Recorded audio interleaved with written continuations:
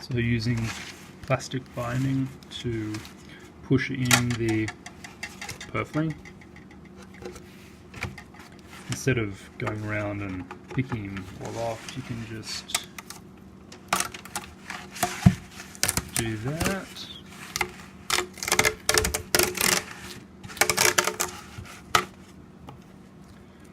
And you're left with all that, which is easy to grab and pull off.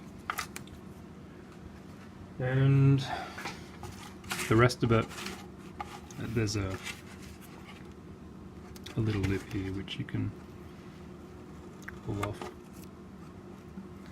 at an angle, so it makes it quite easy.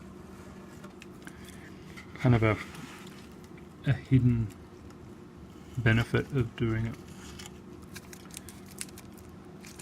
That's my tip of the day.